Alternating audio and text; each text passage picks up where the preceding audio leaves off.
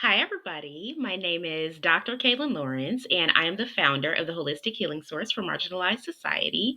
I am very happy to have you all with us here today for our training. I want to give you a little bit of background about my education before we go into this. I have a doctorate in pastoral counseling. I am a multi board certified trauma specialist and a credentialed neurocriminology and neuropsychotherapy professional. So I just wanted to give you that background before we jump in. So let's go ahead and get right to it. Let me share my screen. Alrighty, today's lesson is going to be the United States of America, a visual summary of the land of the free. The United States of America has long been heralded as the land of the free and home of the brave, praised for its diversity and opportunity as a melting pot and dream destination for millions of immigrant families. While this country certainly has a plethora of offerings and accomplishments that distinguish us from other nations, we also have no shortage of areas for improvement. Enacting holistic DEIB, diversity, equity, inclusion, and belonging, at the local, state, and national levels is a must if we strive to truly embody being the land of the free. First, we're going to talk about the people in the USA. The USA houses more than 330 million people, with people being from every ethnic background, gender identity, educational achievement, and financial class. Because of this, the US is seen as a melting pot of people, ideas, and opportunities.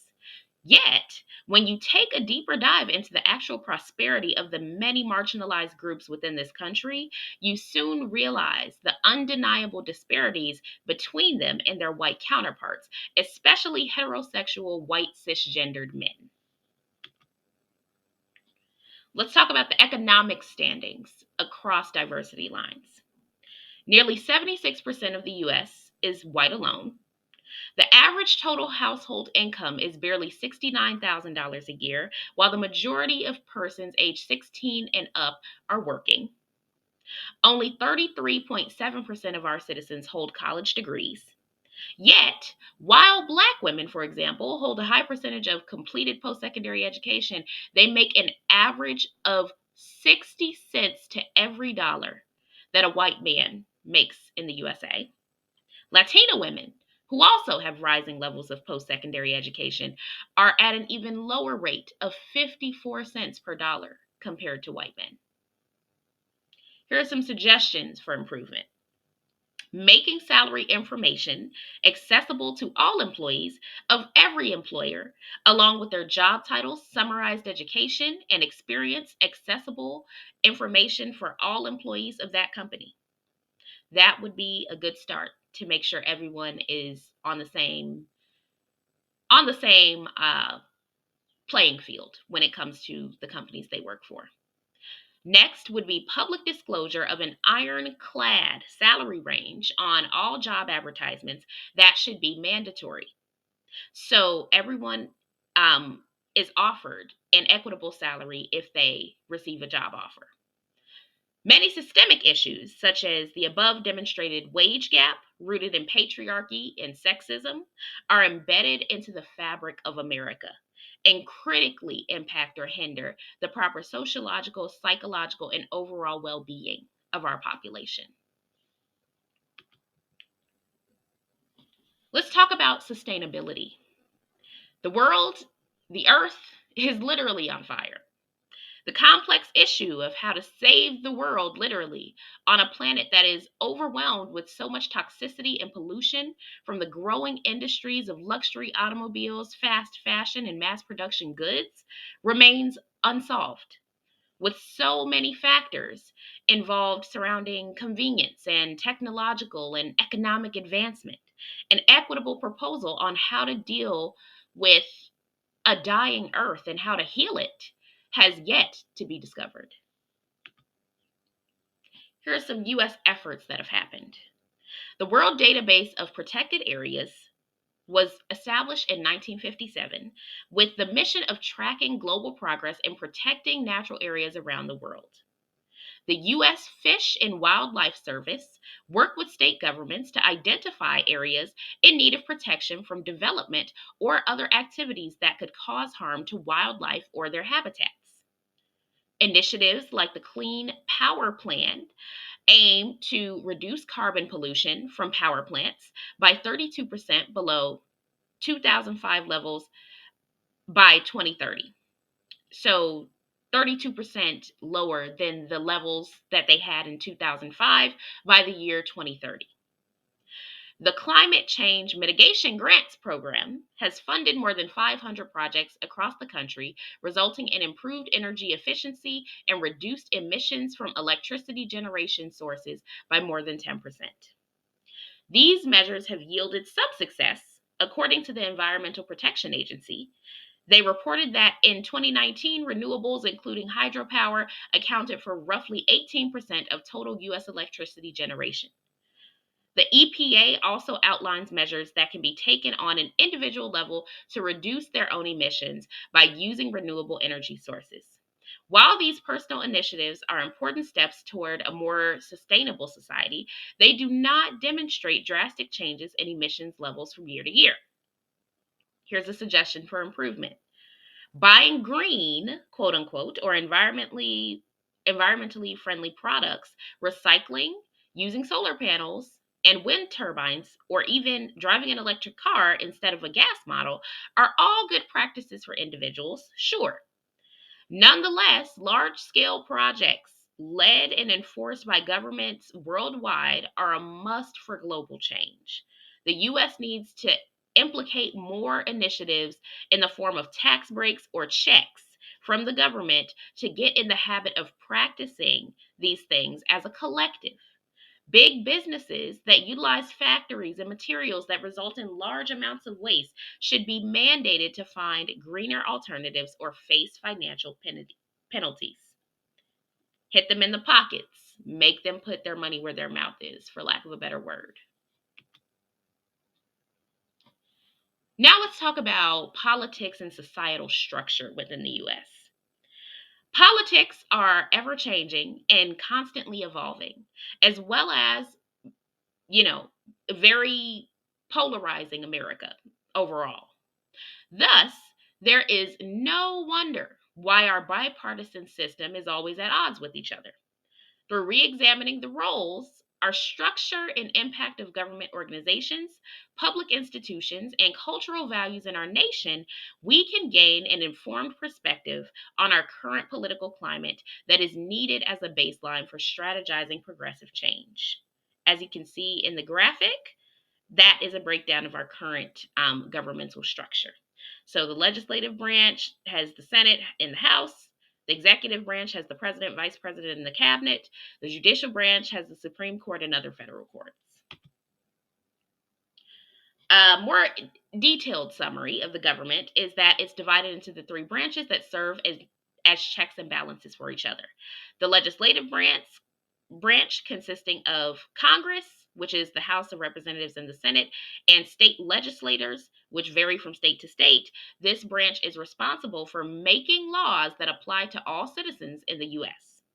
The executive branch, consisting of agencies such as the Department of Defense and Homeland Security, that oversee important areas like national security, immigration policy, foreign policy, economic policy, law enforcement, and more.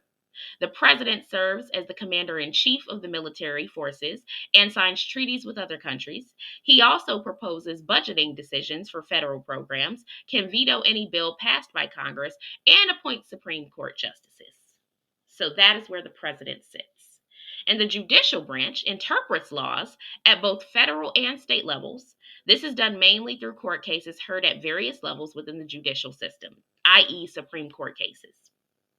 We also have several branches of military and armed forces, such as the Army, Navy, Marines, Coast Guard, and Air Force, and also public institutions such as schools, hospitals, social service agencies, prisons, police forces, fire departments, and churches provide essential services to citizens on a physical, mental, spiritual, and social level. These institutions also help shape public policy through their own research, lobbying, and advocacy work. In addition to providing services for citizens, public institutions also help uphold cultural values such as democracy, freedom of speech, expression, religion, assembly, and press, as well as other human rights. These values inform our political discourse and shape how we view ourselves as citizens within our country's framework. A couple of suggestions for improvement. The importance of an equitable presence of public institutions needs to be enforced nationwide. These organizations play such a pivotal role in the overall health and advancement of the communities that they need to be optimized for every single citizen's use.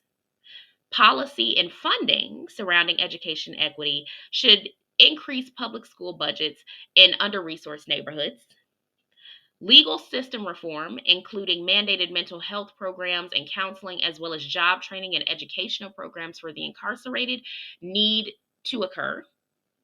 And also, more accessible and affordable healthcare should be a large priority. And not just accessible healthcare, but also quality healthcare across the board. Let's talk about technology and social media.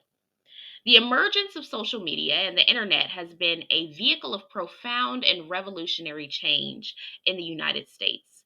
The way we communicate, how entrepreneurs operate, and even how social justice movements are organized have all been transformed by our newfound access to digital platforms. This has resulted in a profound effect on creating positive progressive change. The fact that the majority of the mainstream social media giants were founded by Americans is an interesting caveat, i.e., Facebook, Instagram, YouTube, Snapchat, and Twitter, now known as X. Social media and technology have revolutionized communication, networking, and relationship building. Social media has made it easier than ever for people to stay connected. Beforehand, people were forced to rely on email, letters, in person visits, and phone calls to communicate with friends and family members. Now you can share life updates for free in a one to many form, as opposed to relying on antiquated methods that require various conversations to relay the same information. No longer pounded by geographical proximity, we can now make friends and build connections all over the world. The number of potential pathways via which peer selection and influence occur has expanded thanks to social media networking sites online. Around 80% of teenagers in the US use social networking sites, which have gradually replaced other forms of communication across all racial and socioeconomic groups. Social networking gives users the chance to meet new people from all over the world, enables them to create groups for like minded individuals to share their interests and pastimes, and aids users in building their brands by allowing them to post their qualifications, successes, and prior experience to be recognized by peers, colleagues, and even potential employers. The rise of social media has had a substantial impact on entrepreneurship. Entrepreneurs can connect with potential customers or current customers in a much more direct way than what was possible before social media. They can spread awareness about their products far beyond what would have been possible before. This can be done organically through things like vlogging, blogging, and sharing free content to your social profiles and relevant groups or forums. It can also be maximized through highly targeted paid ads. They can join online communities related to their field. And they can even interact directly with potential customers through comment sections and direct messages. Prior to social media, entrepreneurs were left to limited and very costly marketing methods like advertising in local papers, billboards, or appearing on radio shows. It also means that the barrier to entry for starting a business and growing that business was much higher, requiring a much larger upfront investment, resulting in an intimidating risk factor that led to minimal entrepreneurs in under resourced communities, especially in BIPOC populations. One of the most important facets to social media is the increased ability for activists to spread awareness quickly and efficiently, how that has drastically improved. It has enabled activists to spread awareness about and advocate for certain issues quickly across vast distances without having to spend time organizing physical protests or rallies. Sites like YouTube have allowed activists from all over the world to upload videos and images that demonstrate human rights violations or unjust practices that might otherwise be overlooked by mainstream news outlets. Through hashtag campaigns such as Black Lives Matter, Me Too, or Free Palestine, activists are able to rally together around common causes while simultaneously educating the public about those issues. This means that activists today have much more power and a far louder voice when it comes time for action compared to what was available pre social media. Global citizenship. Studies from the distribution of goods and services and the politics of enmity prove that adhering to principles such as cooperation between nations for mutual benefit, recognizing individual responsibilities towards others, engaging in meaningful dialogue with former enemies, promoting environmental sustainability, and distributing goods fairly among all citizens can help foster a more cohesive sense of shared responsibility among global citizens across countries, which ultimately leads to greater progress as a whole. Some suggestions for improvement here. Global citizenship theory plays an important role in U.S. policies regarding commerce, citizenship rules, and responsibilities, as well as relations with other nations around the world. Applying some of the principles of global citizenship, such as diplomacy, intercultural literacy, and passion for fostering positive progress, can also be done locally and in your personal life. If more people made an effort to utilize these practices day to day, not just when having international relations, but with their neighbors across the street, the world would be a much better place. Religion and the U.S. perception of morality. A very sticky topic, especially in today's day and age. The intersection between religion, cultural values, and law is heavy in the US. While critical to the personal, psychological, and spiritual thriving of many individuals, religious values and preferences have no place in law and punishment. The importance of the separation of church and state and freedom of religion was demonstrated in the Constitution, which is supposed to be the founding principles of our nation, yet centuries later, it is still not followed in practice. The concept of religious pluralism should be gold standard in a nation that boasts liberty for all. Yet, we still haven't come to see the day where that rang true. Religious beliefs have been woven into public policy and law at the federal, state, and local levels in the US for years on issues like marriage equality, abortion rights, and a variety of other personal decisions. With over 75% of Americans identifying as Christians, the Bible and its scripture have gone beyond the confines of those who practice that faith and have become a common status quo in our cultural perception of morality.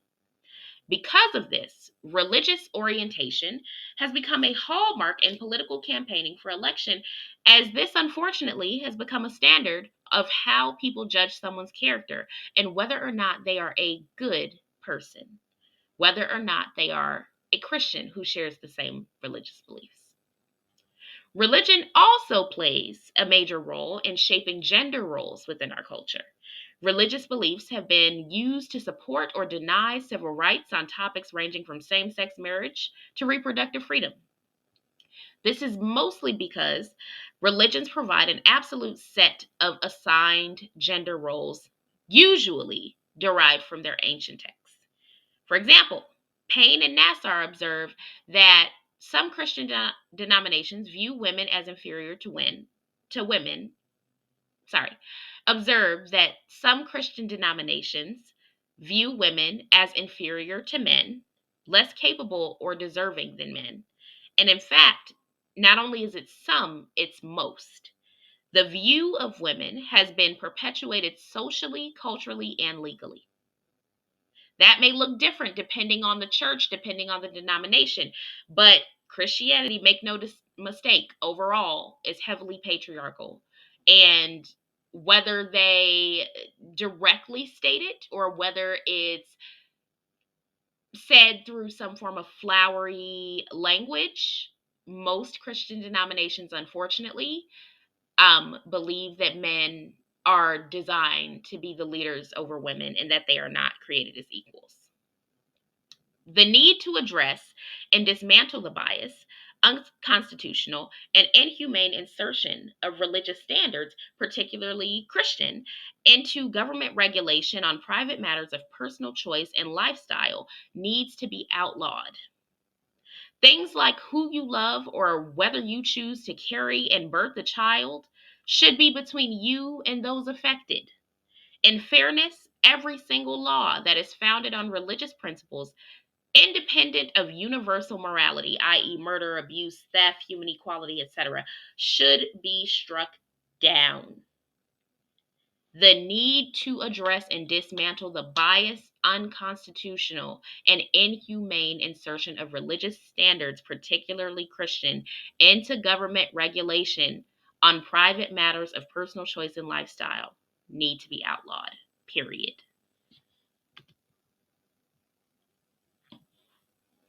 In conclusion, the viability, effectiveness, and influence of the USA as a collective varies depending on the issue. While we have some amazing tenets of our society, such as the use and invention of social media and the internet to dramatically improve the sociological and economic function of our nation, there are blatant failings such as our inequitable and ineffective criminal justice system and lack of access to affordable mental and physical health care for impoverished communities. The deep seated systemic issues and disparities that exist within America require those who seek to impact society to be relentless catalysts to positive, progressive change in the lives of our citizens, especially those in marginalized communities. The question that we all need to ask ourselves, though, is how. And that will be the end of this lesson. I'm just showing you guys my reference slides. As always, you know, I pull from credible sources, peer-reviewed articles, academic journals, all of that, so that the facts that I'm stating in my courses, you know, if you want to do some further reading or further investigation, feel free. I like people to know that whatever I'm teaching, I'm pulling from a credible reference. So I look forward to seeing you all again. Thank you for joining us today.